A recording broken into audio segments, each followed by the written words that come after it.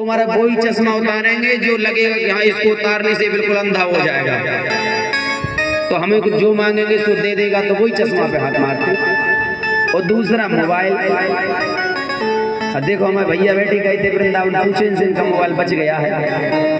खिलान भैया का मोबाइल चला गया था, लेकिन बिहार जी की कृपा बच गया, बंदर ले गया था। मोबाइल ले जाता, मोबाइल में तो आज के प्राण बसे होते महाराज, तो फिर फ्रूटी नहीं 10 फ्रूटी पिलाना पड़े तब भी फ्रूटी पिलाता, बंदर को चाहिए फ्रूटी।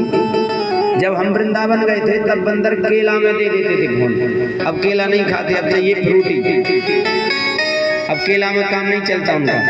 तो जैसा जैसा मौसम वैसे वैसे बंदर बदलने लगते हैं। तो ये भगवान ने पढ़ा रखा उनको सबको, जैसे ही मक्खन खाएं और जो बच जाए तो बंदरों को आदेश करते हैं, आ जाओ तुम भी आ जाओ। तो महाराज बंदर आके उस मक्खन को खा के आनंद ले रहे हैं। एक दिन एक गोपी सोची आज तो कन्हैया को मैं पकड़ ही लूंगी, तो उसने क्या किया, अपने सीके पर एक घंटी बांधी कि अब मैं सोऊंगी, जैसे ही हाथ लगाएगा घंटी बज जाएगी, और जैसे ही घंटी बजेगी मैं पकड़ लूंगी। तो वो तो महाराज बिल्कुल निश्चिंत होकर सो रही दरवाजे पे। कन्हैया अपनी टीम लेके पहुंचे और देखे, बोले श्री रामा गड़बड़ लग रही, गोपी चालाक है, घंटी बांध रखी है। तो जो मधुमंगल था उसको घोड़ा बनाए, ऊपर चढ़ के जैसे घंटी देखी तो घंटी से कहे, देख घंटी, जब तक मैं मक्खन खाऊं तब तक तू बजियो मती। घंटी ने कुछ नहीं कहा कि चलो, भगवान ने कहा तो नहीं बजेंगे। अब भगवान ने सबको मक्खन उतार उतार खिला दिया, जितने भी गोप थे सबको मक्खन खिलाते जा रहे, सबको खिला दिया। अब भगवान का नंबर आया, तो जैसे ही भगवान ने हाथ डाला और जैसे ही मक्खन खाया तो घंटी बजने लगी। बोलो राधे राधे। घंटी को भगवान ने डांटा, घंटी मना किया था, क्यों बजी?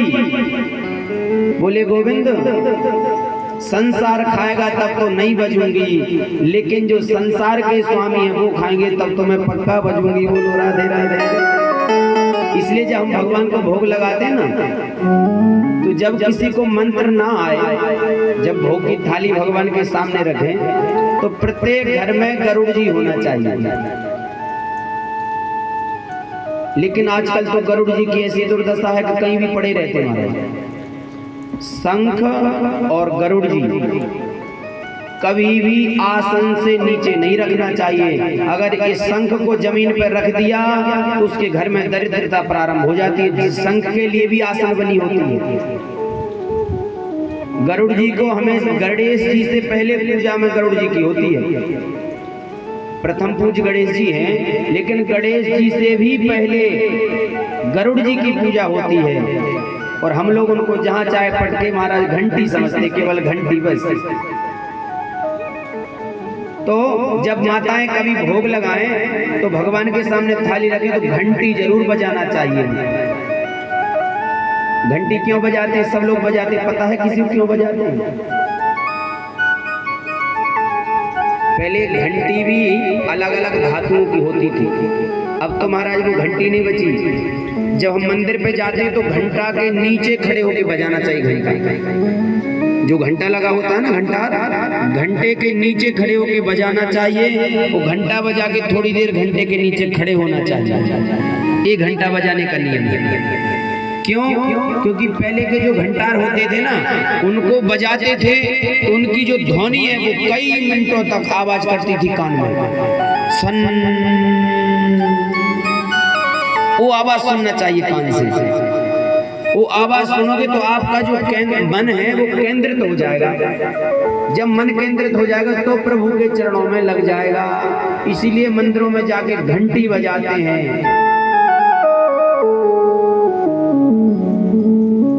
और गरुड़ जी क्यों बजाते हैं?